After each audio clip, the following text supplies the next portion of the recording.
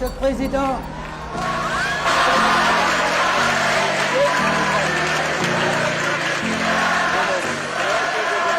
En entrant aujourd'hui dans cette Assemblée nationale avec la responsabilité de la présider, je mesure pleinement la gravité du moment historique que traverse notre pays. Me voici appelé à conduire l'institution chargée de représenter directement la souveraineté populaire. Certains y voient une crise, d'autres un déchirement. Moi, j'y vois d'abord une épreuve de vérité pour notre démocratie.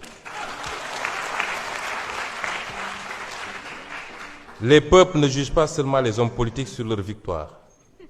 Ils les jugent surtout sur leur capacité à demeurer fidèles à leurs principes lorsque le pouvoir devient inconfortable. Car il existe une question plus importante que celle de savoir qui gouverne. Cette question est: au nom de quoi gouverne-t-on? Depuis plusieurs mois, notre pays a vu émerger des divergences profondes au sommet de l'État. Elles ont été décrites comme des rivalités personnelles, des conflits d'ambition ou des luttes d'influence. Je ne souhaite pas nourrir cette lecture réductrice. Ce qui est en jeu dépasse des individus. Ce qui est en jeu, c'est le rapport entre la morale et la politique.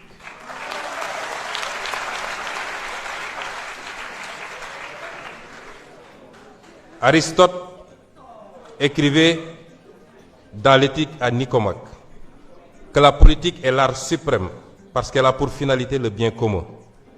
Non pas pour le bien d'un clan, non pas pour la conservation d'un pouvoir pour lui-même, mais le bien de la cité.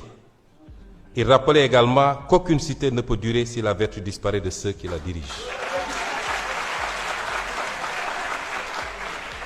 Au Sénégal même, cette question de l'éthique du pouvoir ne nous est pas étrangère. Le président Mamadou Dia rappelait déjà, au lendemain de l'indépendance, qu'aucun projet de transformation nationale ne peut survivre si les dirigeants confondent l'État avec leurs propres intérêts. Pour lui, la souveraineté ne pouvait pas être seulement politique. Elle devait être morale, économique et sociale. Il savait qu'un pays peut disposer d'un drapeau, d'un hymne national et d'institutions tout en demeurant prisonnier de pratiques qui vident la République de son sens. Ce que Mamadou Dia avait compris très tôt, beaucoup de nations africaines l'ont découvert parfois trop tard. Un pays peut survivre à la pauvreté matérielle, mais rarement à l'effondrement de sa morale publique. Une nation ne meurt pas seulement de pauvreté économique, elle peut mourir de fatigue morale. Elle peut mourir lorsque les institutions cessent d'être au service du peuple pour devenir des instruments de confort, de peur et de calcul. Elle peut mourir lorsque les institutions cessent d'être au service du peuple pour devenir des instruments de confort, de peur ou de calcul. Nous venons d'une longue histoire de dissolution africaine. Combien de peuples ont vu des mouvements de libération devenir des appareils de domination? Combien de promesses de rupture se sont dissoutes dans les privilèges, les accommodements et les silences? Combien de révolutions ont fini par craindre la transparence qu'elles réclamaient hier? Saint Augustin, dans la Cité de Dieu, posait une question redoutable. Qu'est-ce qu'un État sans justice? Sinon une grande association de brigands. Qu'est-ce qu'un État sans justice? Sinon une grande association de brigands. Cette phrase demeure d'une actualité implacable pour toutes les nations du monde. Lorsque la puissance publique cesse d'être ordonnée à la justice, elle ne produit plus la confiance, elle produit la résignation et la colère. C'est pourquoi je veux le dire ici avec gravité. La morale politique n'est pas une décoration destinée au discours de campagne électorale.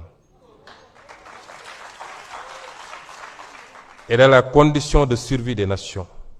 Lorsqu'un peuple perd confiance dans la parole publique, il cesse progressivement de croire aux institutions elles-mêmes.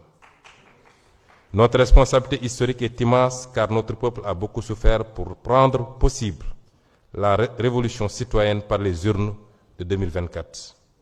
Des jeunes sont tombés, des familles ont pleuré, des citoyens ont connu la prison, la peur et parfois l'exil. Le peuple sénégalais n'a pas porté notre projet au pouvoir pour assister à une simple permutation d'élite.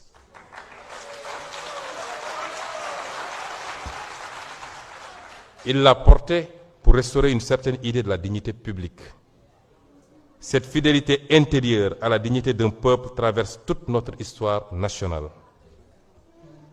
Aline Sitoé Diatta avait déjà compris qu'un peuple ne demeure libre que lorsqu'il refuse intérieurement la résignation. Face à la domination coloniale, elle ne disposait ni d'armée, ni d'État, ni d'institutions. Elle ne possédait qu'une force morale, la conviction qu'aucune puissance n'est durable lorsqu'elle exige d'un peuple qui renonce à sa dignité. Cette leçon demeure actuelle. Les nations commencent à se perdre le jour où leurs dirigeants demandent à leur peuple de s'habituer au renoncement. Cheikh Ahmadou Bamba lui aussi nous a transmis. Cheikh Ahmadou Bamba lui aussi nous a transmis une autre leçon essentielle dans les périodes de tension. La véritable force ne réside pas seulement dans la conquête du pouvoir, mais dans la capacité à demeurer maître de soi lorsque survient l'épreuve.